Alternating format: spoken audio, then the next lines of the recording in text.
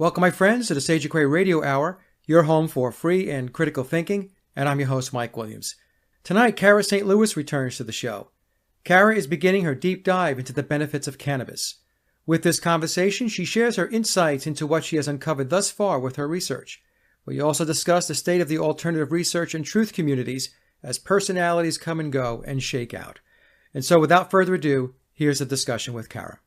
Cara, thank you so much for coming back on the show. It's been a little while. I have been, you and I spoke before the show started, just kind of bogged down with trying to get that CD out. And so finally, it is out and it's going to be released worldwide, whatever that means these days for an independent artist, February 27th. So I'll have a link down below, folks, for you to take a look and see if you're interested in taking a listen. But we're going to talk about cannabis today. That's going to be the primary focus. And I know that you're really just getting into this research. So we're going to use that as a starting point. And it's going to be a very interesting conversation because, as you and I both know, Cara, cannabis and hemp have been around a very long time. It's extremely beneficial to humanity, but quote unquote illegal. And where it's not illegal, it's heavily regulated. And so it's, tucked in under, again, the state apparatus, but we'll get into that. But before we get started, what I wanted to do, like in the news, like as you and I speak right now, is this whole shooting down in Florida. And I was mentioning before we got started that it's very disconcerting to me and alarming because it's a script. It's an obvious script. It's a template. It's the same situation played over and over and over again. The whole process that they go through, lone, crazed young man, he's got all these guns, shoots up the school.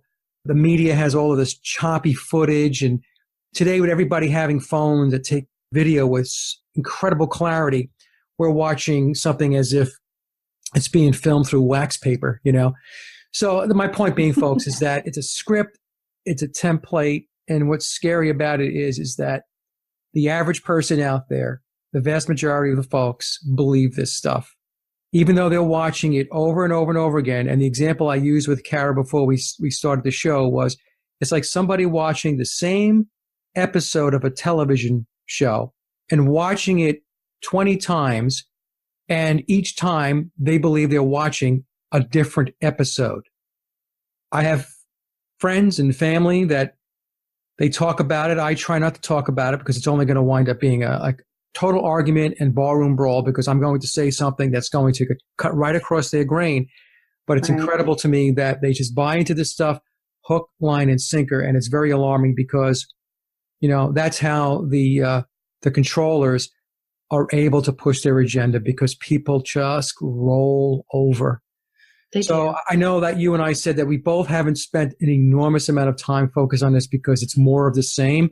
But I just wanted to get your input to talk about this. What are your thoughts? Well, I'm always going to have an opinion on this, Mike. I am, because I was raised in the Western United States in the mid 20th century, and I come from a ranching family. Okay, my uncles, my great uncles, my brother, everybody spent their life on the back of a horse. They all had guns. Nobody ever got shot. Okay. There's, 17% or something of Americans own firearms. That 17% is you are never going to see irresponsible gun handling from. They are those people that I grew up with. Right. They have them for a reason. There's a certain, because that's what this is about. Okay. They are desperately trying to push to get rid of our Second Amendment rights. It's the Second Amendment that stands between us and the New World Order and Agenda 21, and the whole world knows. I mean, in terms of the controllers, the controlling world knows it, and a certain percentage of people who are a bit more awake in the world also know it. Okay, what I find the most fascinating about this is that I still don't think that they're ever going to get rid of the Second Amendment. I don't think this is working along those lines. Interestingly enough, I don't know if I guess it's probably okay for me to mention the name of a movie that I saw not too long ago. Yeah? Well, it was called Hostiles with Christian Bale. I do recommend this movie, by the way. I'm not a big Western fan, but it is a Western, but it's not the kind of Western that we used to pump out in the United States. If I could characterize this movie, it was about all of the conflicting feelings and agendas and baggage and loose ends of the end of the 19th century in the Western United States. Okay, where you have Native American populations and you have people coming out of the Civil War as professional soldiers who were assigned to these posts in the West. I mean, this is the world I grew up in. I mean, it's not that far behind us. It's not that far behind us. Okay. Anyway, it was interesting because I was at the movie and I was so filled with, I don't know, it was an extraordinarily satisfying experience because it was so illustrative of exactly this situation that we're talking about right now. And I turned to my husband, who is German and loved the movie as well. And I said to him, these are the people, do they really think that these people are going to give up their guns? These people are going to blow off the Second Amendment? Nope, not a chance. It'll never happen. It will absolutely never happen. What we need to realize, even when these things are for real, and mostly they're not, okay, they're not for real. Just because you see it on TV does not mean it's real, gang. We're so brainwashed into that one. Well, I haven't seen it on TV. How could it possibly be real? Oh my God. Yep. Anyway, even if it were, the problem is not guns. The problem is antidepressants. The problem is drugs. The problem is drugs. If there were, and I'm not saying there was, because I just, you just have to err on the side of that just is a show. That's theater. More theater to try to get us to turn in our guns, okay? But if something like that did happen, I would never think about the gun. Never, never, never, never, never, never. I would be thinking about what kind of antidepressants was this kid on? What kind of drugs was this kid on? Yep. They never questioned why the kid was thinking the way he was. Exactly. Right. Oh my gosh. And this is the problem. This is what's so evil. And this is, this is what's causing children to lose, and adults, excuse me. It's what's causing human beings to absolutely lose their sanity, is the prescriptions that they're handing us to make us feel better. Yeah. But they make us psychotic. If you go off of them, suddenly you're easily put in suicidal ideation. Okay. This is the problem, gang. The problem is the drugs. Problems is the prescribed antipsychotics, antidepressants, anti-this, anti-anxiety, all that stuff. That's the problem. Those medications remap the brain neurologically, and that's what people need to understand. And I know folks that are on these drugs, antidepressants, anti-anxiety medications, and you know what happens, Cara? If they, for some reason, don't get their prescription or they're a little late getting a refill, yes, they have brain zaps. They become almost associative and feeling like they're out there floating, and they will describe actual zapping within the head. And what's happening is you no longer have that chemical in your body anymore. And your body has been accustomed to having that chemical in the body and operating that way. And so when it's not there, it's going to misfire.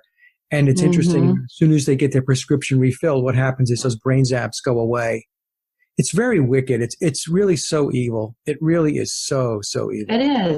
It is. So I never think gun, because I know too many responsible gun owners. Right. I always think big pharma. Me. But we never go to big pharma. Yeah. I can shoot. I can shoot. Yeah. I grew up in the West with all these people I just described. I'm a really good shot. But so what? You know what I mean? Right. That just means it's a skill I have. That's all. It's just a skill. Yeah. But I will say that I just read there's going to be a walkout in some of the schools in Colorado to protest school violence. Guess what day that's going to happen on, Mike? What day? 4/20. 4/20. In Colorado. That's the day we celebrate what? Isn't that the marijuana celebration day in the I United think it States? is. I think it I think it is. In Colorado, second state apparently I think it's, okay, see, I'm getting schooled on a lot of this stuff. I just did an interview of my own with Vinny Eastwood and Terry Joyce on this. So I'm learning fast. I'm learning fast and furious right now, and I'm striving to get to a point where I can talk to Mike, maybe even again in a while, and say, "Here's the update, Mike.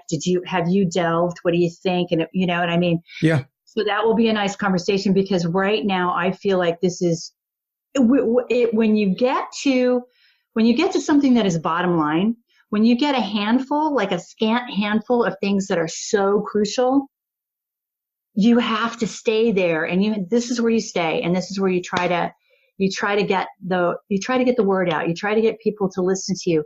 I want everybody to know that because I'm talking about cannabis, I'm not talking about the best way to party, guys. Has nothing to, I mean, kind of, but just as a start in terms of describing to you and to Mike how I came to give a darn about this. So this turns out to be, and you're also talking about antidepressants and anti-anxieties. Guess what the best medicine in the world is for that, aside from not being anxious and not having events that make you feel that way, which really is about the modern world, the world we live in. Okay. The best way you can find your way back to health with those kinds of conditions is through cannabis. Yep. And Big Pharma knows that, babes. They know it, but there's no money in health. There's no money in birth. There's no money in death. There's no money in health. There's only money in disease. Yeah. Well, they've made it illegal to grow a plant. Think about that. Think about that. You cannot grow a plant, you know? So if they found that azalea bushes were good for us in some way, they would say you cannot have an azalea bush, you know? They would. No, they absolutely would. And so that's the, you know, when you start to kind of dig down at that level, you just think very basically, I can't grow a plant. I can't have a plant. And they don't want people to be able to then to become proficient in being able to extract from that plant what they need in order to help them health-wise, like such, right? Right. And if you're a Bible person, then you may know that it's one of the 2 sacred plants listed in the Bible. Whoever wrote the Bible, they listed cannabis as one of the sacred herbs. Anyway, so let me tell you, Mike and I have talked so many times over the years that he'll help me steer me through this, because I do tend to go off on tangents. But I do want to talk about how I first came to care about this. Okay. When I was a kid, growing up in New Mexico in the 60s and 70s, everybody, as I said to Mike, had a trunk full of stuff that had been brought over the border from Mexico. There was no wall. There was no, I mean, it was very porous back then, this border between Mexico and the USA. And that's just what it was. It's extraordinarily normal in New Mexico, probably Arizona too. I don't know. Anyway, but by the time I was about 15, I just wasn't interested in smoking anymore. So I didn't, which was neither here nor there. It was just a decision. It just bored me. But then I had children of my own. And as they got to be teenagers, especially my oldest son, I was starting to see children die. And in this little area of Maine, there was really kind of an epidemic for several years. It was a very depressed part of the country. There's not a lot of jobs in Maine. It's mostly woods still, you know, and most people are kind of happy to have it be that way because it stays unpopulated and it stays pristine to a certain extent. But it means there's no jobs and there's no money, and there's just a lot of depression amongst the children who don't know what to do with themselves, can't get out, whatever. And maybe come from a family of generations of that, I don't know. But alcohol was involved in a lot of deaths for a long time.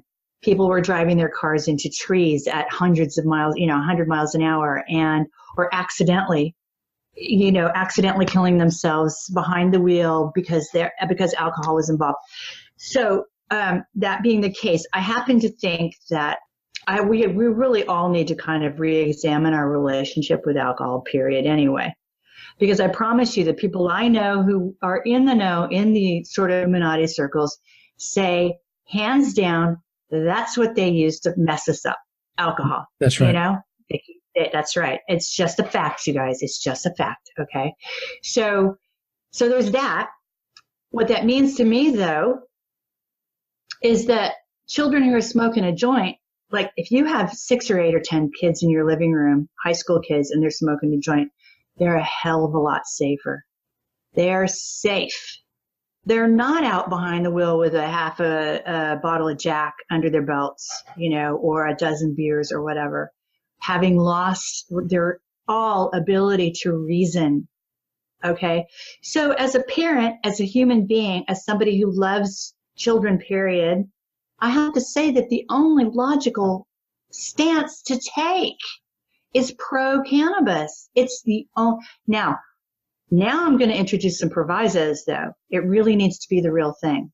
Now we're running into a problem with this. Okay. We're running into a big problem with this because there is synthetic everything out there right now. There's GMO. There's some, let me start at the beginning here. Historically, let's just talk about how cannabis became to be outlawed to begin with.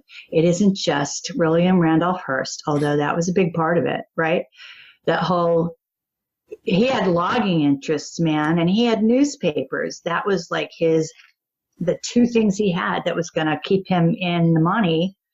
And so he was instrumental in launching this campaign against cannabis that ended up being, what was the name of that movie? Reefer Madness, right? It was that ended up in the end. He had help. I'm going to tell you who he had help from. He had help from DuPont. He had help from DuPont because DuPont had invented nylon, and hemp makes the best rope, bar none, on this planet. It, you know, for all kinds of reasons, stronger, dries out, you know, it lasts forever. There was a period of time in this country, maybe in other countries too. I would think in England as well, since they were such a seafaring nation. But when it was illegal not to grow hemp, if you had a farm, a certain percentage of that had to be plowed in hemp or in cannabis, which becomes hemp through a process. Mm-hmm. Okay. There's also the cotton farmers. Material made from hemp uses a hell of a lot less water and energy than cotton. Okay. So the cotton farmers weren't exactly excited about hemp either. And then, as always, you have to introduce into any situation where there's money to be made, the Rockefeller family. Mr. Rockefeller, the original Rockefeller, I look at that guy and I think, what planet did you come from, man? Because he so does not look human. Does he look human to you? No, and the thing is, you know, they are really the foundation behind all of the medical, the American. That's it. That's what I'm going to say. Yep.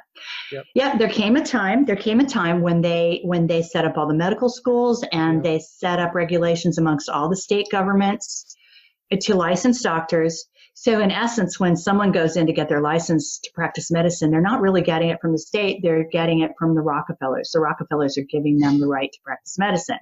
They're giving all their money to the medical schools who do it the way they want it done. And the way they want it done is to make sure that we're good and sick all the time. There are other things biologically that go along with cannabis, okay? And those have to do with the endocannabinoid system, which is something I'm just learning about. I'm just learning about it, but I promise you, I'll bet you a paycheck that the Rockefellers already knew about it 100 years ago or more. The endocannabinoid system is starting to look more and more like it's absolutely foundationally responsible for homeostasis in human beings. We used to get this. It used to be part of the pharmacology. Until what, like 1930, 1935, it was prescribed by physicians. But we also used to get it. We would get it into our bodies because animals were free ranging on this stuff. Okay. Cows, chickens. I mean, we would get it through meat, any kind of game.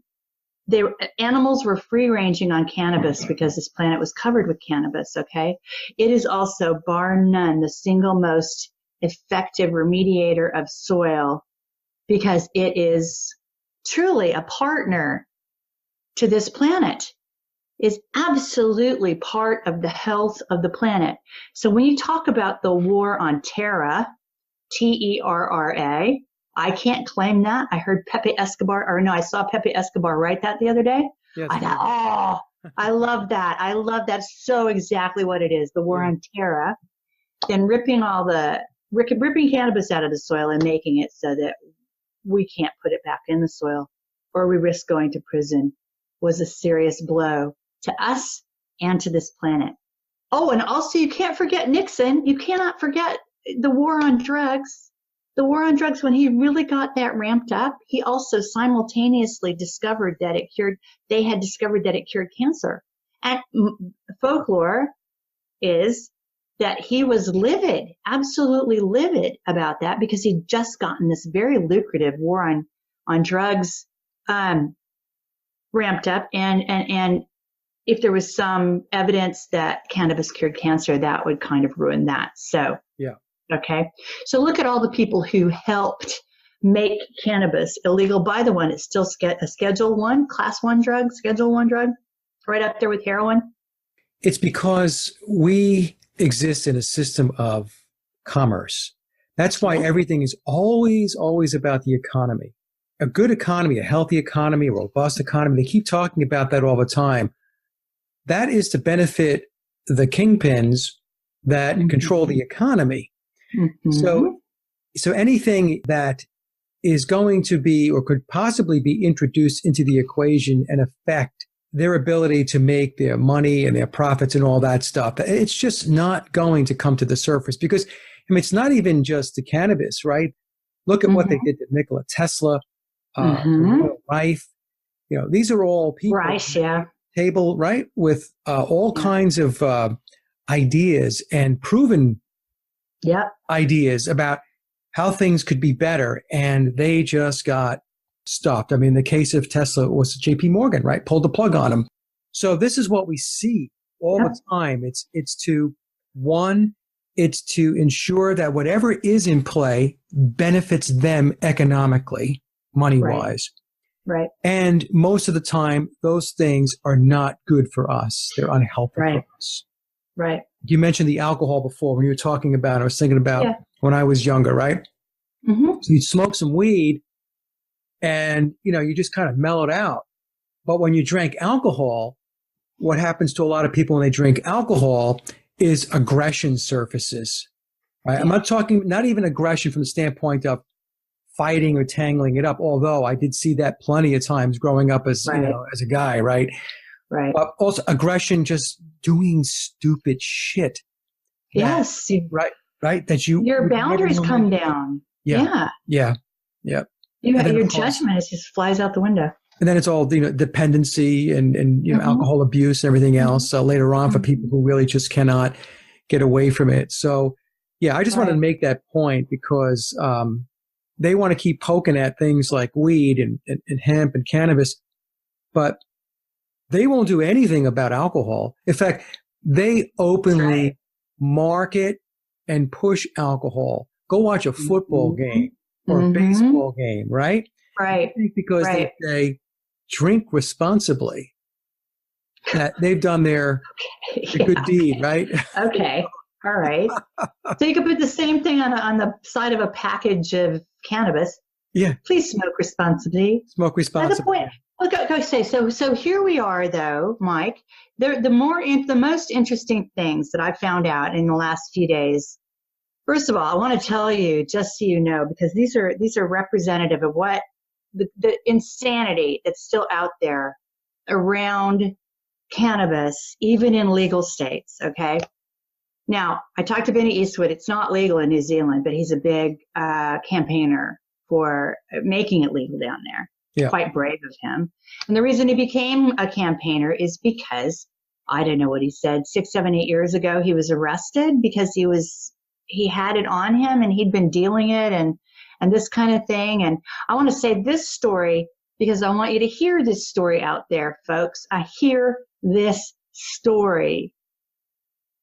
The cops who arrested him in New Zealand said, Vinny, just tell us everything. Just, come on, confide in us. It'll be okay. We'll go easy. We always go easy on the people who just, tell us what's up. Give us the real thing. Come clean. Well, guess what? Big mistake. It's always a big mistake. Okay. 5 minutes later, he said he was looking at like an 8-year sentence or something. I don't know how I think it probably just, he says, now I have complex PTSD for the rest of my life because I was so terrorized by that incident, and I probably cost him a whole lot of money to resolve that, Absolutely. But I want people to hear that. I want people to hear that because I can't even think how many thousands of times a day that happens to somebody. The other thing was Terry Joyce got into it when she went into a medical dispensary in LA, and all of a sudden she was looking down the barrel of a gun because the DEA raided the place, because you've got a fight going on, which is probably largely for show now.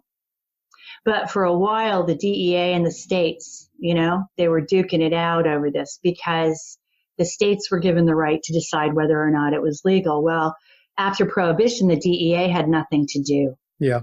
They needed a new villain. Okay. I forgot to even mention the DEA was a big part of villainization. But so she said, all of a sudden I'm in a state where it's legal and I'm standing in a medical dispensary and I'm looking down the barrel of a gun. This is the insanity. This is the schizophrenia that's still going along with this so-called legalization. Now, one of the things that I've learned lately, because remember, Mike, we were all saying when legalization was coming down the pike, yeah, that's going to last about 5 minutes until Monsanto gets a hold of it, or, what's actually going on here? We were kind of all very suspicious about this, right? Right, that's right. So it turns out that, I don't know, before California and Colorado had legalization, so that was what, 93, 94, something like that? Was it that long ago? Was it the mid-90s?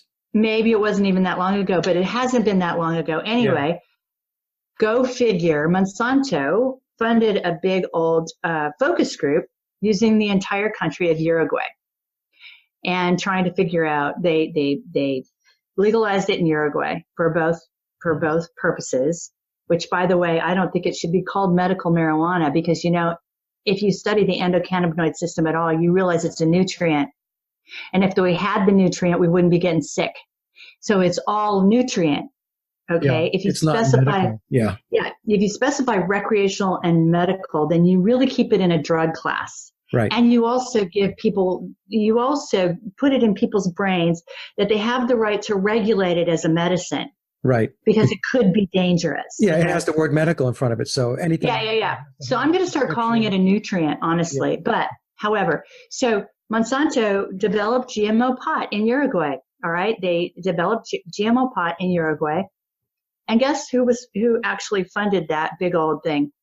That big old experiment was funded by George Soros. Okay. There we go. There's a shock for you, right? Anyways, you got Monsanto and you got George Soros and you got Uruguay. So then California apparently was the first state to legalize it, which I actually didn't realize because I'm medical marijuana. I didn't realize it because Colorado got so much attention. Colorado did seem to get a lot of attention with it. They did. They got a lot of attention. It wasn't very long after they legalized it that the biggest, and I want to check my notes because I want to say this right. I want to make sure. Yeah, go ahead. Yeah, here we go, baby. Here we go. Not very long after it was legalized in Colorado, the largest grower of marijuana in Colorado was General Hydroponics, which is out of Santa Rosa, by the way, was purchased by Scott's Miracle Grow. Purchased by Roundup, folks, which is owned by Monsanto. Yeah. There's an estimate now that 90% of the pot you buy or ingest or whatever utilized in Colorado is GMO. 90%. They got it in there. They got it. We had no idea. Right? Well, this is the thing, right? So they play everybody. They play the entire population. And so people who have it legalized in these states, they think it's a win-win. They're thinking they're in a progressive state, they're ahead of the curve and all that stuff. But in reality, they're not ahead of anything. This is all laid out. This is all strategized and it's all planned. It's to make people have that mindset that they're actually winning. We're winning because, we have this now, it's legal. And the thing is, you're not winning anything. What they're doing is they're allowing this to be introduced now. They're allowing this to happen. And as they allow it to happen, Cara, they're going to do exactly what you just laid out. They're going to own it. That's the thing. That's it. They're going to own it. Okay. Yeah. You can't own it. They're going to own it. Yeah. Those of us who are sort of, us elder statesmen that are around this alternative community, we're going, Right. Right. Interesting. But you know what? I mean, we got to talk about that in the end. We have to talk about what our attitude, what our plan is, what our attitude, what's forward now. Yep. But I also want to say that in January, you know what? Before I go even 1 millisecond further, I want to say, because I'm a stickler for this, I'm getting the best research right now. And I'm going to say it because I told her I was going to, because I said, look, I'm getting on shows right now and I'm talking about this. And I want to make sure everybody understands. Danny Arnold McKinney of Transpicuous News is the one who's, to my knowledge, okay, there's probably others, but this is where I'm getting the best research right now. Absolutely the best research. Check out her channel. She's got, she will lead you into this particular topic. I want to make sure, because as Mike knows, there's nothing that irritates me more than people who come on and start spouting stuff like they invented it. The reality is we use each other's research. Okay, now. That's right. That's it. We use each other's research. Cara, and I'll make sure I'll put it in the description box. I'm going to, absolutely. I'm going to. Now, what she said, there was in late January of this year, Colorado, an initiative went to the Colorado legislature, okay? The development of marijuana tracking technology. Got to be developed if it passes at Colorado State University. That's in Fort Collins. I know that one well. It must include an agent to be applied to the marijuana plant. Okay. What's an agent? Or hemp. An agent, right? So what is that? Like, right. Is this Roundup? Is this like a spray? Yeah. What is it? Anyway, must be applied to marijuana plants, hemp or industrial hemp products. Right. This agent must be scannable to indicate whether the product was sold by someone who was registered or licensed. Yeah, okay. They want to keep track of the licenses that they're selling, and they want to make sure it gets taxed, blah, blah, blah, blah. But there's a whole lot more to it than that. Anytime you're spraying something on a plant like this, which is profoundly medicinal, or nutritional, you have a problem, especially in the world that we live in, which is glyphosate covered. Yep. Okay. Everything's covered in glyphosate now. Yep. So this is a problem. This is a problem. Okay. The Department of Agriculture will oversee this program. It will be the agent, ready? The agent will be made available through law enforcement or the Department of Revenue. So you got to go to your local cop shop to get this stuff that you spray on your plants, or what? Or probably some permit to be able to purchase it. So you go someplace. If you have to purchase the agent, you're going to need some kind of official documentation that says that you're allowed to purchase it. Mm-hmm. So it's just amazing. It really is, versus, folks, being able to grow a plant in your backyard, doing your own thing. Everything is regulated, right? In a system of commerce, you have to have licenses, you have to register, you have to be inspected. You have to go through all of these things. And it's unbelievable. It's a stifling bureaucracy, and it's done intentionally. Absolutely. And the products that you get through the dispensaries then come from the pharmacy, from the pharma, big pharma. Oh yeah. So what the hell are you getting? You're not, Okay. So this is how they've captured, and we knew they were going to do it. It was inevitable. They were going to capture this process. However, what we need to do now is learn about the endocannabinoid system. We need to understand how it is that it helps us. Most of our every cell, there is a school of thought, which is a body of knowledge. It's biology. It's medicine that states that every cell in your body has a cannabinoid receptor. Every cell in your body has one. The biggest congregations of them are in your brain and your gut, your other brain. Okay. They communicate with each other all the time. And then, of course, they're all through your body. Now, what people are finding who are able to prescribe these CBD oil and extracts from cannabis and things like that, and watch individuals over time to see how they react, or watch themselves, however it is that it works for them, is that the endocannabinoid system is restored just like that. Very easy to restore the endocannabinoid system as long as you're getting these things introduced to your system. Now, there is lots and lots of evidence that it provides for our homeostasis. We become a lot less disrupted. There's a balance. Yes. Right? Yes. And we become a lot less sheep-like. We become a lot harder to mind control. Oh, forget that, Cara. I know, right? We do. We become a whole lot harder to mind control. I mean, based on what Mike and I have just said in the last 45 minutes, of course they made it illegal, for God's sake.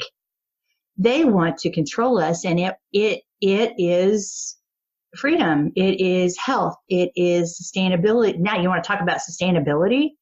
That's the agenda. That should be the agenda right there. Now, let's talk about understanding medical cannabis, cannabinoids, and their therapeutic effects. I gave him a bunch of graphics that he can use or not use. Some of them, whatever he feels like is most important, but there are three kinds of cannabis. There's raw, there's heated, and there's aged. I don't know anything about aged. I will find out. Heated is when you get the extracts, right? And raw, well, you know, this is what the animals should be eating, that we should be getting secondhand through our food. But there are actually, let me count them, 1, 2, 3, 4, 5, 6, 7, 8, 9, 10, 11, 12, 13 kinds of extracts that come from cannabis. It's not just CBD. It's not just THC. However, what I did learn today and yesterday was that no matter what kind you take, it must have the smallest amount of THC in it to activate your cannabinoid receptors.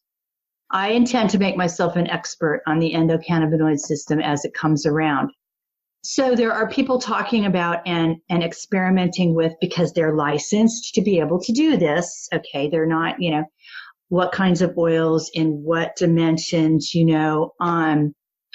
there's somebody said a 50-50 kind of thing with sativa. There's a difference between sativa and what's the other one, Mike?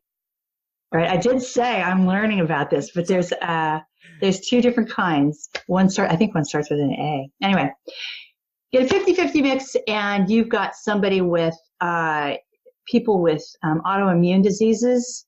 Yeah. People with that can't move, their bodies are just constantly in this state of trying to get rid of all the crap that's gone into their body. That's what the autoimmune diseases are. You give them a 50-50 between the two different kinds, and you've got somebody who can live again. You've got somebody who may even be completely pain-free. Okay. What I've noticed with this chart is that virtually all of these, the therapeutic effects, or these cannabinoids, almost all of them are anti-inflammatories. Yes. Which is an eye-opener, because a lot of these autoimmune diseases like rheumatoid arthritis and lupus, all about all that stuff. Right? Yeah. And the two kinds, by the way, are sativa and indica. Okay. All right. Those are the two kinds. Indica tends to be more toward pain relief, appetite stimulator. Sativa tends to be more toward increased energy. It's best for daytime use, that kind of thing. Okay. But the different mixes of these plants and the oils and the extracts from these plants are having tremendous effects on people's illnesses. Absolutely tremendous. Now, and I've got these graphics up right in front of me. I want to go through three of them real quick with Mike. The first one is the general one that I gave you that just says cannabis, Mike. Yeah. This is, if you have any knowledge of cannabis, you're going to know this stuff anyway, but I'm just going to say that the proven effects are it stops cancer growth. It reduces neurological impairment, relaxes muscles, and is an antispasmodic, prevents migraines, treats glaucoma, treats ADD, ADHD, reduces IBS, Is that inflammatory bowel syndrome? I guess it is. Crohn's disease. Yes. Yeah. Cures epilepsy, prevents Alzheimer's, treats PMS. It's an antipsychotic. It makes biodegradable plastic. It makes paper. It makes fuel, solvents, lubricants. It makes industrial textiles.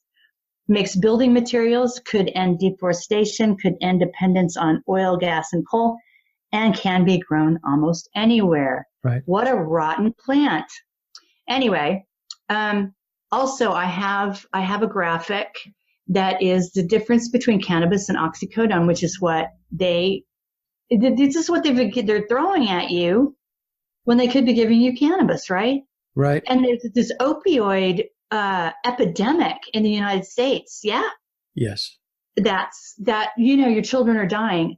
There are maybe 3, 4, 5 syndromes or states of affairs that have been created by these monsters who want nothing more than to disembowel us, disempower us, and control us, that are causing our children to drop like flies.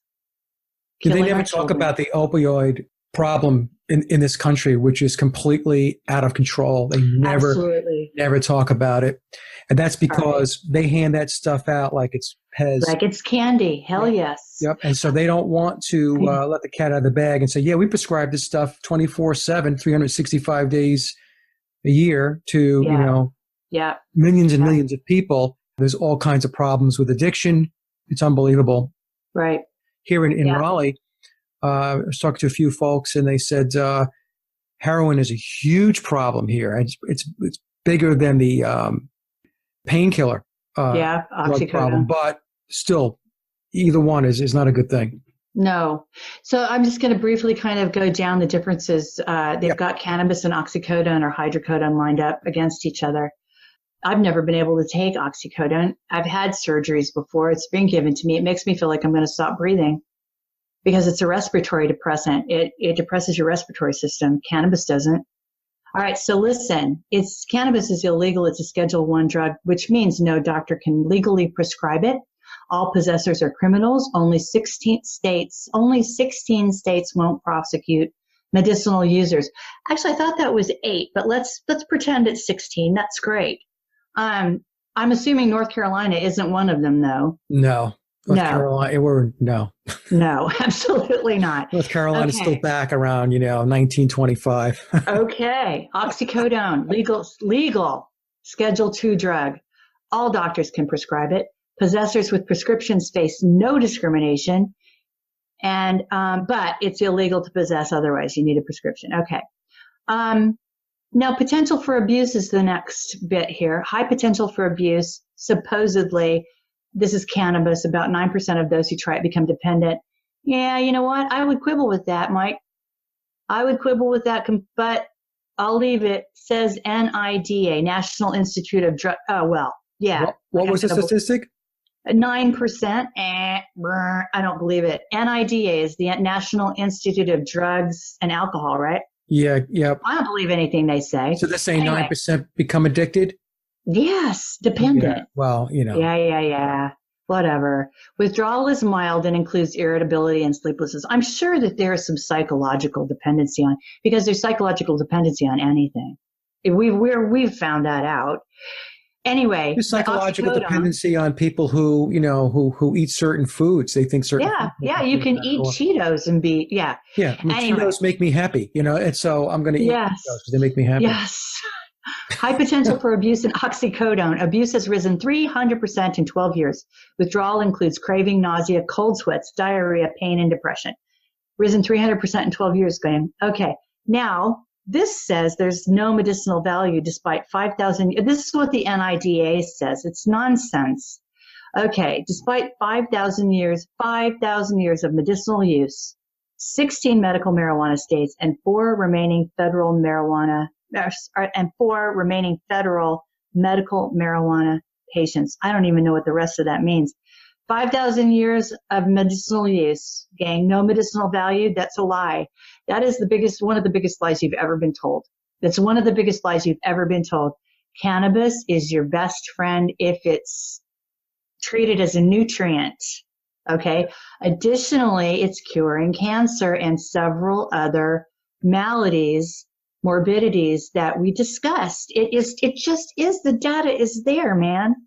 All right, the medicinal values of oxycodone, despite common side effects like constipation, dizziness, drowsiness, dry mouth, headache, nausea, sweating, vomiting, plus potential of overdose death. Those are minor. Just skip over that. Minor. Hey, man, I can't take it because it makes me feel like I'm going to stop breathing. I'd rather feel, Well, if you stop breathing, then whatever it is that you're sick from, it goes away. Okay, so that's right. You're well cured. Okay, the NIDA says that it can't be used safely under a doctor's care. That's cannabis. Yeah. The NIDA says oxycodone can be used safely under a doctor's care. All right.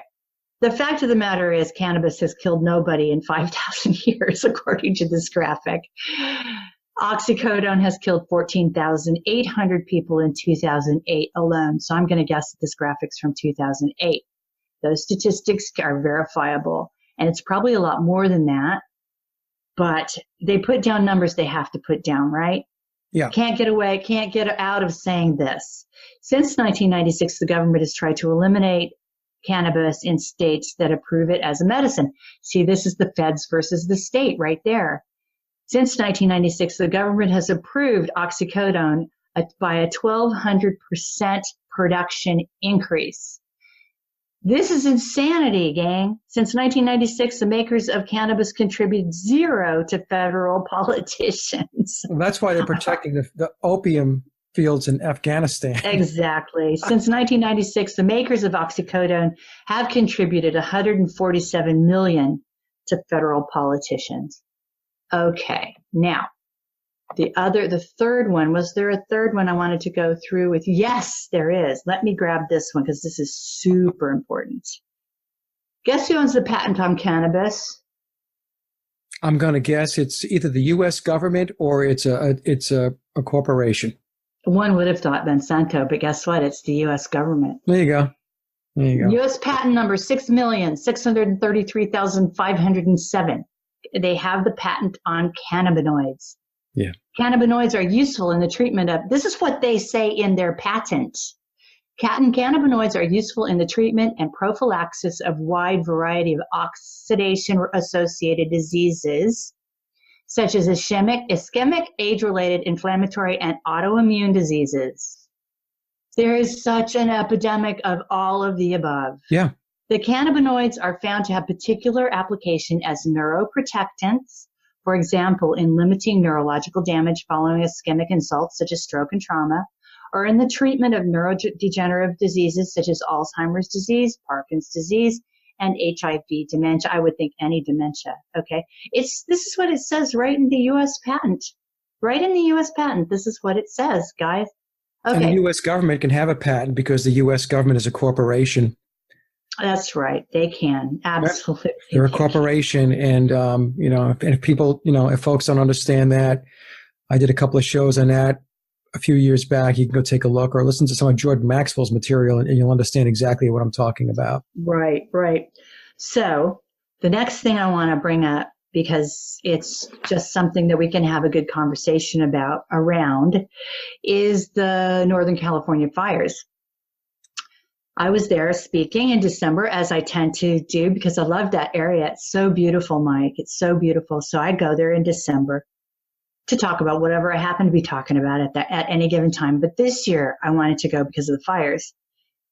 So the reality is I wanted to go because of the fires, because this area called the Emerald Triangle burnt to the ground as part of that directed energy weapon assault on Northern California that is foundationally about Agenda 21. That's right. Okay. That's what that's about. We all wanted to get together and talk about that before it faded from people's memories by the next catastrophe, whether that was a hurricane or an earthquake or whatever. Or a shooting or something. Yeah. Yeah, exactly. Right. Each area, there are many, many areas in the country that have geographical trauma signatures, very much on purpose. And this is UN generated, and this is about Agenda 21. New Orleans, it's about the water. Yeah, it's about the hurricanes. It's about Katrina. It's about every hurricane that comes through there. What is happening is, this is UN sanctioned. I can't even remember. I don't have the data right in front of me anymore, but something ungodly like $70 million was spent by the US government to, in an effort to make that area of the country seem uninhabitable.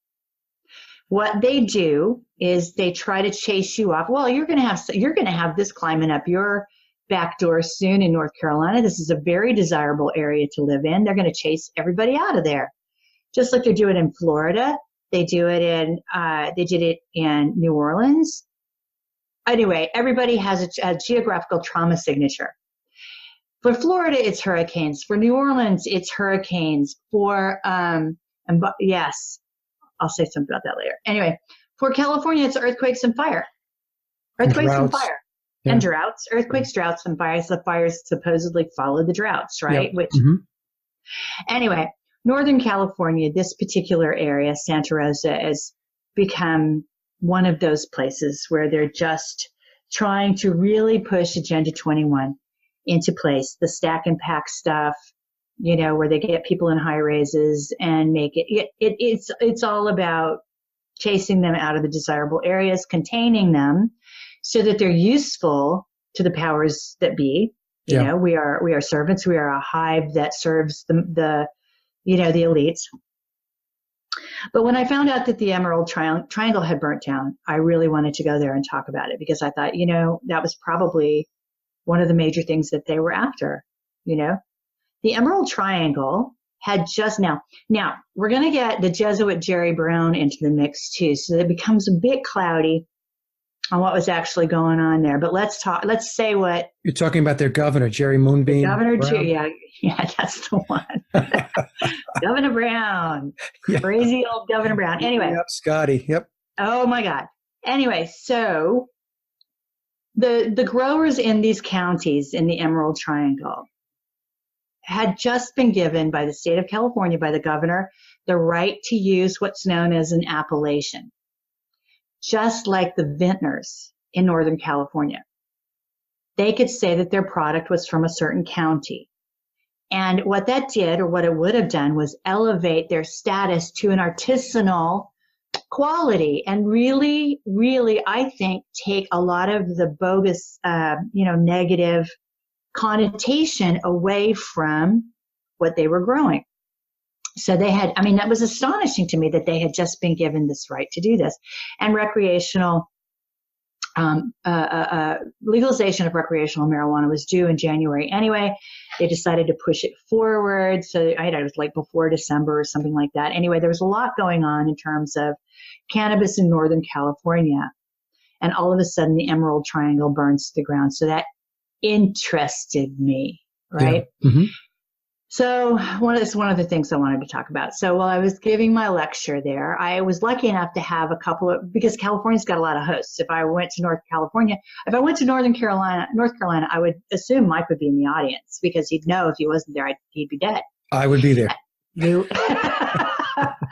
Anyway, so I had a lot of people. Emily Moyer was there. I was so fortunate. And this character called Jeff Gates that a lot of us really know. And he, as I was going through my lecture, he said, what's happening now is that there's a big guerrilla movement growing in this country, hopefully worldwide, of people saving seeds. Well, what did I know at that point? I think we should all be saving seeds. We should be saving seeds since carrots went GMO. You know what I mean? Mm-hmm. But there's a big guerrilla movement for people to save seeds. Why, Jeff? Why are people saving seeds? Because most of it's GMO already. That's why. So I'm telling you out there right now, even if you don't smoke, if you're in a state where it's legal and you won't go to prison for having a seed, save seeds, please. Because this is what I was saying to Mike. We got to talk about what our way forward is. We're going to have to play the game with them of legalization, because they've got a game going. They've got a game going that we need to be able to use to our advantage. Okay. They're saying cannabis should be legal. They're saying it has medicinal value.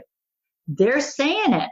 Right. So let's use that to our advantage. Let's understand that what you're getting, and it just makes my heart break when I think of people who are going into the dispensaries because they desperately need medical, physical help from this stuff and what they may be getting, but you have to hope that it helps some, Yeah, that's the thing. That's what gets called into question is that if the powers to be, the controllers are actually in essence behind manufacturing this, you do have to legitimately question, what am I getting? Yeah. You know, is it watered down?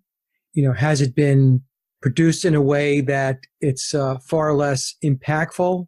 I have to use more of it to get the same result. If all of these these are legitimate questions to ask, Cara. In fact, when all these states started legalizing it, I wasn't one of these people jumping up and down going, "Oh, we won, we won." I'm thinking to myself, what's up with this?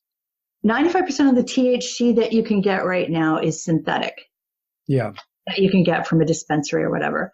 I mean, I just have to hope that it's helping people a little bit. I assume that it is. I hope that it is. Some people who do know are saying that there are plants that help boost the endocannabinoid system if you're in a state where you can't get any of this stuff. Yeah. Okay. I'm going to read the list. Okay. Then you have to be careful that what's on this list that you're getting is authentic as well, which is always, you have to source this stuff. And it's crazy what you have to do to source this stuff properly, to find the good stuff, to find the authentic stuff. Grow it yourself. You know what? There is no bigger rebellion or anarchy in the whole wide world than growing your own stuff. Okay? Take absolute control of what, of what's going on. All right. Anyway, boosting your endocannabinoid system, the stars are echinacea, tuoxicum. I don't know what that is, but I'm going to tell you that because maybe you do. Yep. Milk thistle. A lot of these support the liver too. Burdock, chalcedonium, dark chocolate.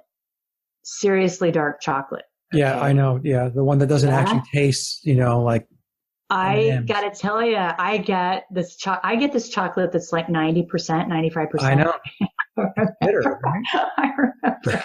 I offered a bit to this woman I used to teach with, this younger woman whom I love dearly, and so I offered her a bit of chocolate.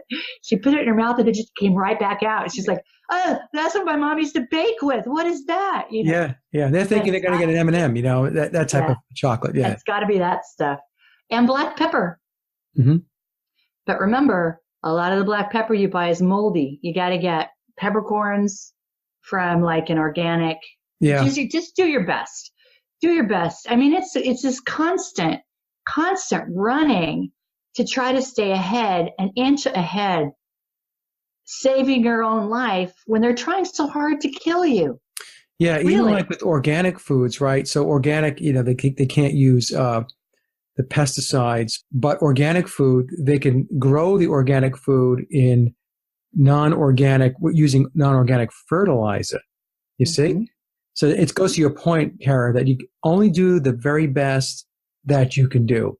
Exactly. So there's no roadmap out there. There's no definitive path where somebody's going to put you on and say, walk here and all your questions will be answered. And that's because they've created it that way. They've made it so that it becomes very, very difficult for us to be able to do the research and to land on, is this the best possible solution? Yeah. Mike, how many times in our life have we selected something out and said, this is good. Yeah. This is good. This is why it's good. And then found out it's just another fucking con. Yep. That they just shoved something else in our yep. with a lot of pretty packaging, write-ups that convince us that it's good. And it turns out to be, But I also want to say that most of the plants that help, as I said, most of the plants that help the endocannabinoid system work directly with the liver and the kidneys. Okay. Cool. All right. Also, just as a side, but there's something called Eziac or Eziac tea. I don't know what that is yet, but I do have someone in my household who might know. I'm going to go grill this If you somebody. have a link for this stuff too, Cara, I'll put this in the I description will. box. Yeah, Well, yeah. this is also in this endocannabinoid 2-hour endocannabinoid documentary conversation that's on Danny Arnold McKinney's channel Okay, good. with a couple of women that I'm We'll sure Michael include that, will right? Because this is not like we said in the beginning. This is not we're just kind yeah. of feeling our way through this. Yep. We are feeling our way through this, but we're going to get the word out. We are Yep. going to do it. And just as a sidebar, radishes reduce the effects of glyphosate. Well, okay. FYI. Okay. Because we're covered. I mean, everything's covered in glyphosate now. Yeah. Everything. It's not necessarily like I have a really huge problem with grains. Grains kill in my world. I can't do them. Yeah. I can't do them at all. And part of that is the bastardization of the grains in the last however many thousands of years. But also part of it is that they're just all covered in glyphosate. What I did, talking about grains, I try to limit them in my diet. I don't say I have eliminated them. I have reduced it. And I know friends and family that have taken it out of their diet. But here's an interesting little factoid for the audience. I have 2 dogs. They're actually my daughter's dogs, but one of them, Charlie, spends most of his time with me. But they were eating at one time, a long time ago, they were eating the pet food, the dry food, out of the supermarket. So even though you thought you were buying a good brand, right? Mm-hmm. Not a knockoff brand. You're thinking you're buying a quality brand in a supermarket. The Mm-hmm. dogs were itching. So then what happened was a few years ago, we switched the dogs to grain-free, natural dog food with filtered water and all that stuff. Guess what? Yeah. All of the scratching stopped. Yeah, yeah. Okay. Now, are they hounds or what kind of dogs are they? They are, well, Bella is, she's the older one. She's a full-blown Chow. And Charlie is a half-breed. He's a half Chow and he's half Akita. Okay, yeah. Because I know my dogs, son. Yeah, my son has done this with his beagle. Yeah. And because hounds tend to have terrible skin issues. Yeah. And it's just gone away. There are no skin issues for the dogs. So it's grains. We can't feed these animals grains. No. These grains are killing us, and they're not meant to eat them at all. I had almost, I don't say an argument, but it was a discussion with a vet with regard to this, and I had explained that the dogs used to itch, and then when I moved them off of the food with the grain, and it was grain-free, all of the itching stopped. Also, as a side note, if your dog is having problems with its coat, aside from taking out the grains, make sure you are giving your dog filtered water.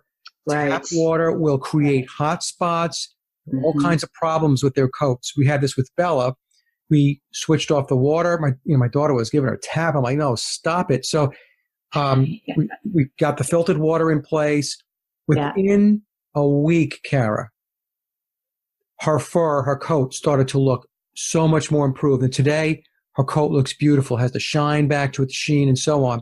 But anyway, going back to this vet. Yeah. So I'm telling him, dog was itching, and so we took him off the grains and all that. And so he says to me, he goes, well, it's not proven that grains have the same effect on animals as it does on humans. So I looked at him and I said to him, I just told you, I said that the dogs used to itch, and when I took them off the grains, they stopped itching. Okay? I'm not here to debate you, but I'm letting you know that the dogs had this problem, and then when I switched their diet, changed their diet around, that problem went away. I'm like, I just don't want to hear any field research. What are you talking about? And then he goes on to say that when the marketeers, the salespeople come in to the vets, like they do, like the drug companies come in and talk to doctors and give them samples and all that stuff, he starts talking about what they're telling them. And I looked at him like, you are completely clueless. You're lost. Guess what? Yeah. I'm no longer coming to you anymore as a vet. You're done because you're clueless, Well, and that kind of leads me back to something that we should point out, because it's part and parcel of how we ended up with something that is so miraculous being illegal, and the Rockefellers and all that. Bear in mind that the way they train doctors from the word go, the way they've set that up, gang, is to open spaces in their psyche so that they are mind controllable, so that they, there's a reason that they train them like they train them. Yeah. There's a reason it is beyond brutal. There's a reason they don't get any sleep and they don't see the outside for 3 months at a stretch when they're interns. It's so they're fundamentally 100% malleable. Mm-hmm. This is a big reason why you think you're talking to a robot. You think you're talking to a robot because you are talking to a robot. Yeah. These are made entities. Not all of them. Some of them wake up. There's a woman in Connecticut who's an integrative pediatrician. I'm just going to say her name is Nancy O'Hara, and she's been working to clean out kids with autism and all of that. Once she realized that she's a ped, and once she realized that she was seeing kids with live MMR in their guts, and somehow they always had autism and blah, blah, blah. I mean, so it's not all doctors. But you have to understand that this is an army of robots that's been sent out into the world quite on purpose by the Rockefellers. Okay? Yeah, plus they've been trained in technology and medical approaches, which are medical approaches and technology that they are allowed to know. In other words, they're told this is the very best we have available today. This is the very best medicine. This is the very best technology, and so on. Right. It's state of the art only in the sense that relative to what we're allowed to be treated with medicinally and also with technology. So the doctors actually, I personally believe most doctors are really good people. They want to help people, but they just don't. They're born and bred into that system. They don't realize what's been done to them. No, and if they don't wake up, what happens is they are drinking the Kool-Aid, and they believe that there is no other way to treat something other than me writing on a piece of paper and handing you a prescription. Right. They don't want to. Most of them have no clue about holistic ways of treatment. No. The integrative medicine doctors, like you mentioned, the lady up in Connecticut. Yeah. We've got integrative medicine doctors, medical doctors here in North Carolina. They're all over the country. They're actually very good because they're thinking outside the box. Mm-hmm. Mm-hmm. So right. But anyway, they're targeted though. They're targeted. Well, they get targeted if they venture too far off the reservation.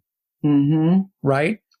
Right. So exactly. If you start making a name for yourself and you start espousing approaches which are cutting across the grain that contradict mainstream medicine, then you're going to have a problem.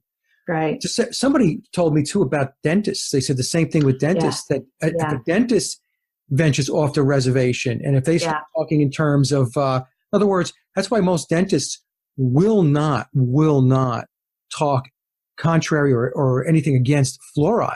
Right. They don't have a choice. They don't have a choice because if they do, they could actually get their license yanked. Yep. And they do have the highest rate of suicide of any medical professional, by the way. I didn't know that. Is that right? They do. They are trapped. They are trapped in a very specific way. Okay. You've got mercury, which is now acceptable to come, people are having their amalgams taken out. I had my last one taken out in 2012 or something. So there's mercury and there's fluoride, which they know damn well. They're not dumb. And that information is so mainstream now. But because they are so not allowed to talk about or deviate, they do have the highest rate of suicide of any medical professional out there. Okay, so this is my view, Michael, is we have to play the legalization game. We have to smile and say, you betcha. You just go right on ahead and legalize it. I think that's exactly the right thing to do.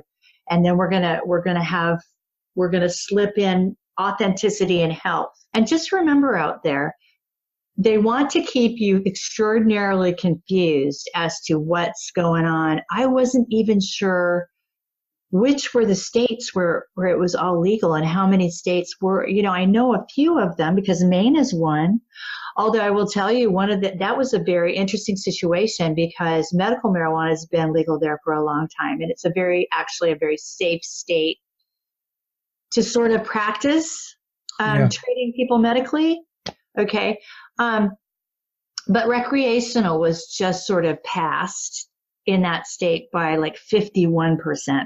It wasn't a huge landslide or anything. Yeah. The people who are pro cannabis in Maine weren't really all that excited to see recreational pass because they know what's going to happen is now the big guys from Colorado, like this Roundup, and California are going to move in and make an industry out of it.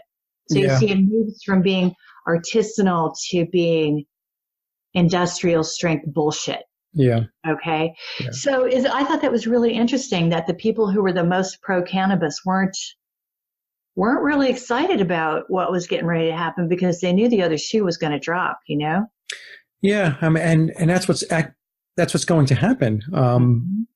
These guys, they come in and the vultures is what they are. And, they're going to swoop in and they're going to, they're super opportunists. They're going to take advantage of any opportunity, any little crack in the door and try to commandeer and take over the narrative and profit from it exceedingly. So this is what happens. This is the world that we live in, and that's why you're right, Cara. What we need to do is, when things do kind of move forward a little bit, we need to take advantage of it and try to push the envelope a little bit more, right, to our benefit. Right. But this is one of those things, Mike. Remember 7-8 years ago when we first started talking and I said, my kids are sick. I said, I can count on one hand the number of times I went to the doctor when I was a kid. You couldn't stop us. You couldn't stop us. No. You break a bone, you needed stitches. That's when you went to the doctor. That's when you went. Kids, and I said to Mike from the get-go, because this is what sucked me into chemtrails. This is what sucks me into everything. Because our children are sick. But guess what? They're not just sick anymore. They're actually dying. These children are enduring lives of pain and suffering and emotional trauma beyond the scope of anything that we ever had to cope with. Ever, ever, ever.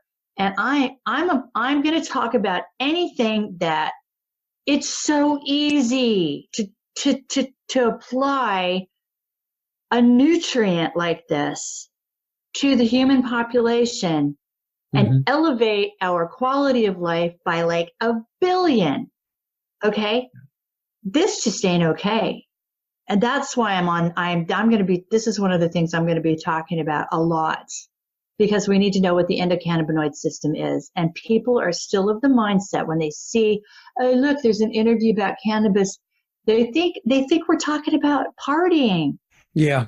We got to stop that, Mike. We got to stop that attitude and that mindset and that brainwashing. You have to keep talking about it because they're conditioned to think that way. Yeah. I remember growing up as a kid, thinking that weed was bad. Yeah. Because of all of the indoctrination that went through your television sets and back in the time, the newspapers and all that stuff, Yeah. So it's a matter of breaking the conditioning and, making them sick, Cara. I was thinking as you were saying all these things that making our kids unhealthy. One of the biggest things too is just ignorance. They have instilled so much ignorance into people that, and I don't mean ignorant like stupid, although there are a lot of stupid people out there. I'm talking about ignorant from the standpoint of not knowing, just like you don't know. Right. And so if you don't know something, chances are you're not going to go look. You're not going to try to explore and discover. And you're kind of in this limbo state, suspended animation, if you will, because they've stolen their minds. Yes. You see? Absolutely. And that to me is a monstrosity of a crime to steal somebody's mind and just commandeer it and make them think thoughts that you want them to think. Most people, I was talking to Freeman yesterday. I was on his show as a guest. And I said, most people don't have an original thought. Oh, right. Think they do. They think they do, but all they're doing is our thoughts are not our own. They're not right. They're just spewing back what they've heard, what they've learned, what they've been taught. It's really sad. It's sad. Well, yeah. And I look around and because I have children who are young adults, that keeps me in touch with kind of that strata Yeah. of our population. We have a situation where there's a eugenics program that is so heavily going on so heavily right now. They want to drop us so much that this particular generation is carrying the weight of buildings around emotionally, that there is no reason in God's green earth that they should be having to carry. They're all manufactured. They're false. They're inauthentic. They're, it's all program, and they are caving. They're crashing, which is the point. That's the plan. It's either infertility or emotional crashing, or, this is the whole point, is to crush us under a heel, right? Yeah. I'm sick and tired of watching kids die. Okay. Yeah. And there are also a lot of people who are in their 40s, 50s, 60s that have been living with things like Lyme disease and fibromyalgia and things like that for their whole lives. And guess what? And MS and Parkinson's, those are all manufactured, gang. They're manufactured by the people who have us under their heel. Especially, Lyme disease. That's come out now. That's mainstream now. That was created by the U.S. government, right? Off of Long Island. And so that's not even, one time that was like, nut job, conspiracy, tinfoil hat stuff to talk about. Now it's just mainstream. Now it's come out. They did it. One of the most important things that's out there that we can do to help our children right now is champion the authentic, genuine cannabis movement. Okay. Yeah. Play ball with them, do what they need you to do to make it legal, because they're telling the whole wide world that it works when they do that. Yeah. They went from evil to, hey, has medicinal properties. Okay. There are people that spent years in jail, right? And why are they still in jail in Colorado? Can I ask you that question? Yeah, that's something, Right? And why don't let those guys out? The reason is because, I think, is because when they do that, the number of lawsuits that would be placed on the state. I'm just telling you that's why they don't do it. That's why they don't do it. It's like, well, I'll keep you in here. Yeah, you could sue me, but how many people are going to take that approach versus if I let everybody go, then there's going to be a class action, lawsuit, or individual lawsuits like that. Yeah. And I don't think we should kid ourselves. They'd love to throw you in jail for a joint. Absolutely. Well, you were saying before the show that the laws between states that have legalized it are different. Yeah. So if you walk from one state to another state, even though both states say it's legal, you can wind up because of legal irregularities between the states. You can still wind up in the clink. Yep. And you better know that, and you better believe that, and you better understand that. Yeah. All right. Yeah. So that's what I have right now, Mike. I think that's a lot. Yeah. I intend to continue to delve into this like it's my life's work. This is one of those things that could be so good for so many people. Good for you, Cara. And I will make sure Mike has all the graphics for sure. I have the graphics. I'll put them in the show. I'll make sure he has all the links so he can share them with you and share them with himself. And then maybe in, a month or two, Mike and I can get back together and really go like another level down or 2 levels down. Because I'm sure there are more levels, right? Oh, yeah, there's going to be plenty of levels and plenty of levels. Before we head out, because I think we have about 15 minutes, I slotted out 2 hours for this. And I'm sure, like we're on Zoom, folks, it's probably just going to go off like a light switch after yes, the time limit. Recommend Zoom, by the way. But just quickly, thoughts on where the alternative research community and the truth are at. I'll talk about it for sure, because I think it's important to talk about the genesis of what's happened over the last couple of years. 2 years ago, was it? Max Spears died. That started an avalanche of people reconsidering what they were doing, how they were doing it, who they were doing it with, and what the hell were we really about? Just get out here and start talking. Okay, fair enough. But when things like that happen, it really pulls you up short. Okay. When that happened, I reduced the amount of people that I talked to down to a handful. There were just a few people I trusted, and those are the only people I talked to for a long time. Mike was one of them. Randy Moggins was another, but there were just a couple of people. Now, in that 2 years, our community has continued to implode in some ways, and I'm sure this is all good for it.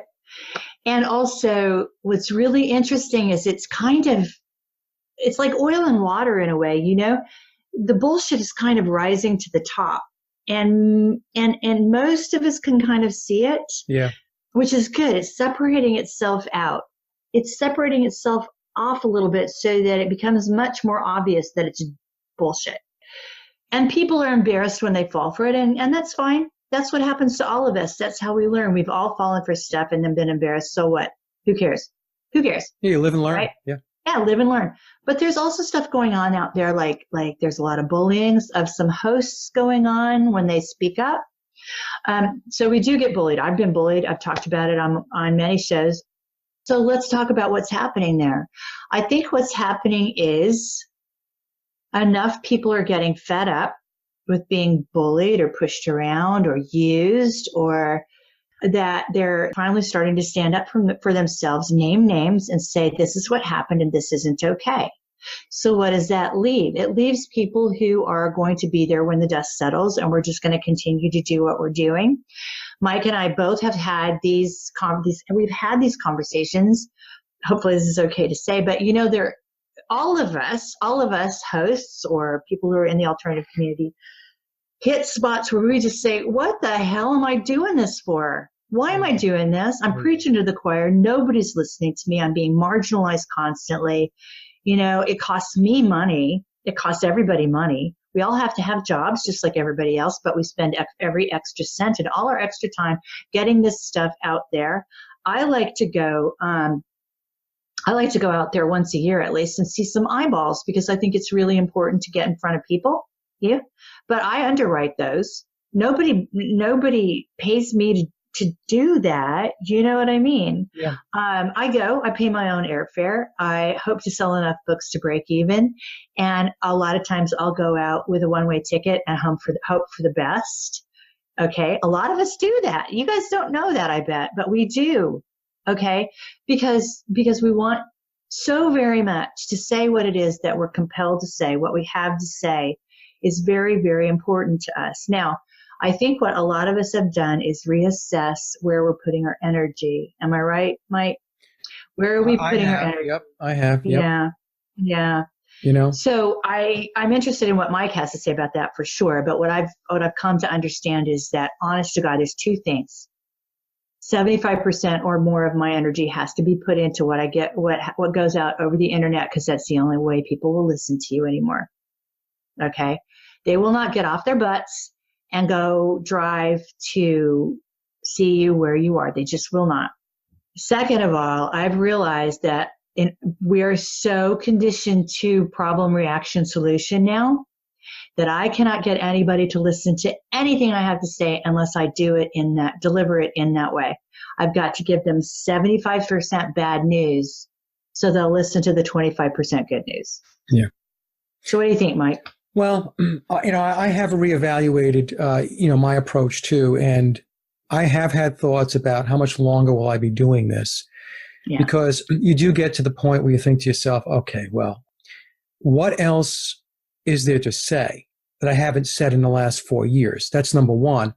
Yeah. And the other thing is that for a lot of people, what we do, they like to listen, but I call it conspiratainment. They look at it as it's entertainment. Yeah. Once it's over, they go back to doing whatever it is they were doing. Yeah. And I had this discussion again with Freeman yesterday. We talked about this because, he has run into the same thing where people like your material if it's free. Okay. Yes. And as soon as you turn around and say, hey, look, I've invested a tremendous amount of time and energy and money into this. Yeah. So every once in a while, a little donation or contribution, if you enjoy the work, that would be appreciated, greatly appreciated. Mm-hmm.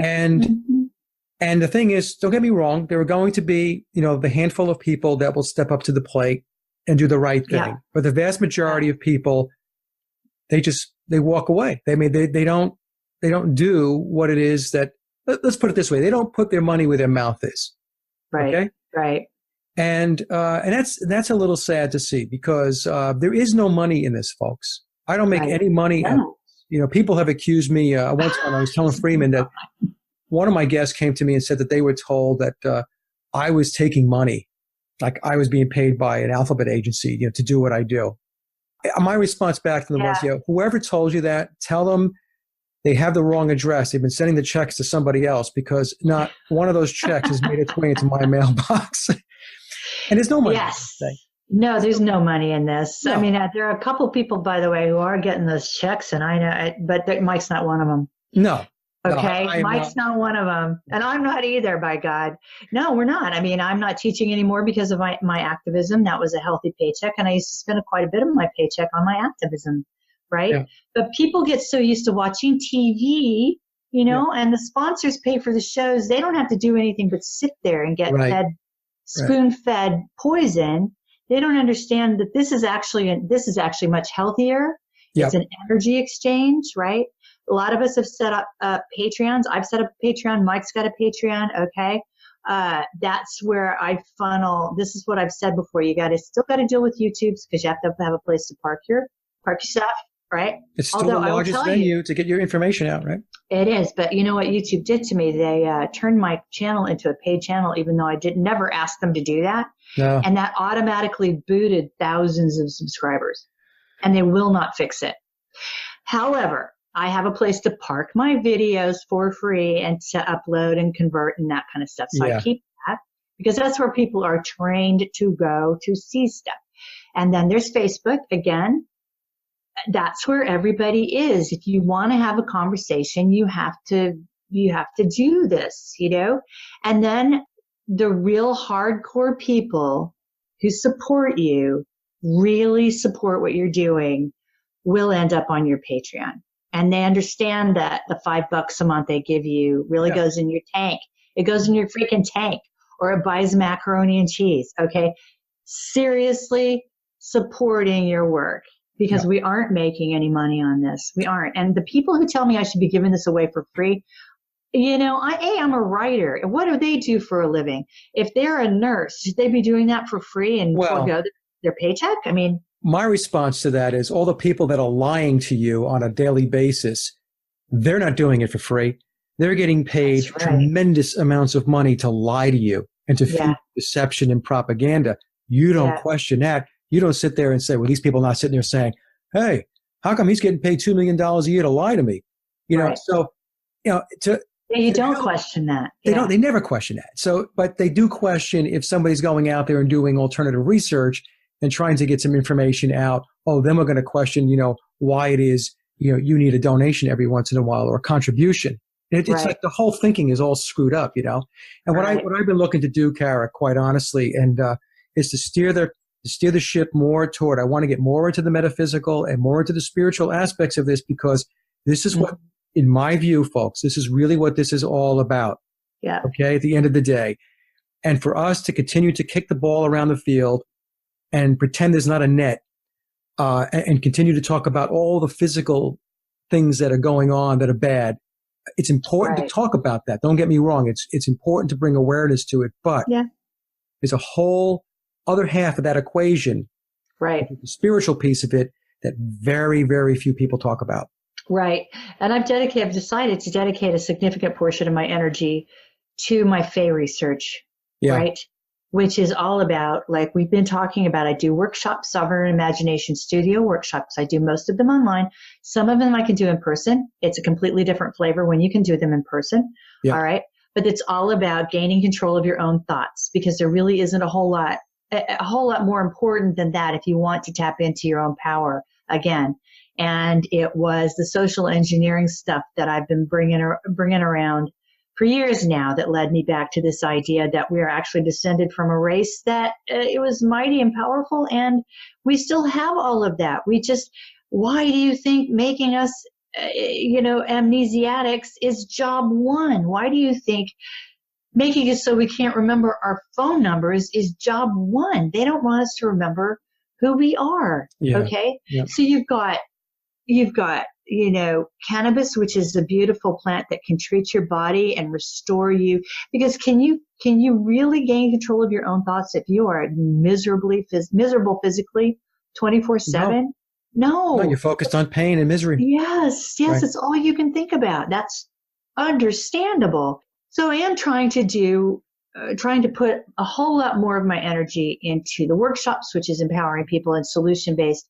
The Fey lectures, I've just got Michael knows. I've just made a DVD. I'm so proud of myself because I am known in these circles as a real techno can't do. She can't do it, man. She just can't do it. I either have to, depending on what the problem is, I either have to call Michael or Randy. It depends on what kind of a situation it is. And I know which one to call now, see? Yeah. But I'm usually the audio guy. I could do Yeah, audio. yeah. I've bailed them out. They've bailed me out. They continue to bail me out. But Yeah. it's quite a joke in the alternative community. But I have managed to get a DVD. It's under review right now. Hopefully it'll be out in a couple of weeks. I have So to thank I'm Randy, excited by the about that. way, for nice things he said about the album. I have to catch up with so many people. I feel bad now. Yeah.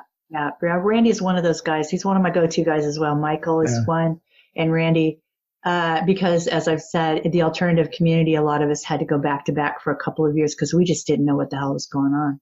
Yeah. Or what to do about it or where it was coming from or any of that stuff. So it was good to have people to go back to back with. I will tell you that. Yeah. Yeah. Right? It's good, and you do settle in with the people that you can trust. That's right. And they become friends and confidants, and there are others that you may have interacted with in the past, and you don't anymore because you found things out, and or you just found out that maybe the chemistry is just not good. Right. It may not be a bad person; it's just that the chemistry doesn't work. So you find it's what I call like finding your tribe. Yes, that's a good word to use. Yeah. It is. Yeah. It really is. Your tribe is out there. Just start speaking your truth and your tribe will show up. Absolutely. Okay, Mike. So that's where I'm at right now. All right, Cara. That was a great conversation. And it was good to have you come back. We always have good We'll talk maybe another 2 or 3 months or whatever. We'll do a follow-up. Yeah. I'll let you know what I'm finding. And you watch the stuff that I send you. And, this is how human beings are. It is in conversation. Right. That we come up with stuff, that the epiphanies happen in the conversation, one person to another. So, right? Right. Okay, my friend. All right, Cara. So we'll talk soon. I'll see you on Facebook. Okay, my love. Bye. Bye-bye. And that concludes another Sage of Quay interview, and I hope you enjoyed the discussion as much as I did. Links to my guests' websites and social media are listed in the show notes below. And as always, I'd like to thank everyone for listening and visiting the blog. You can get to the blog by typing in sageofquayradio.blogspot.com or simply head over to our hub website at sageofquay.com. Also, if you get a moment, please visit laboroflovemusic.com to listen to my album, Leaving Dystopia. And remember, live in truth and always serve creation. It's really that simple. See everyone next week. Be safe, enjoy, and God bless.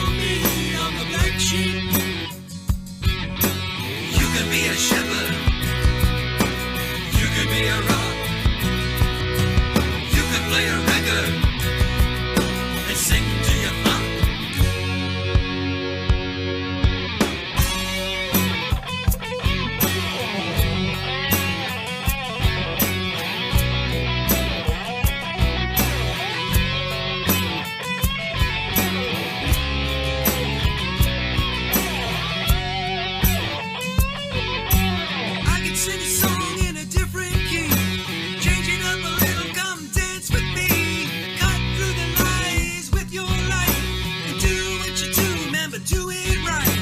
Come with me and follow me on the black sheep.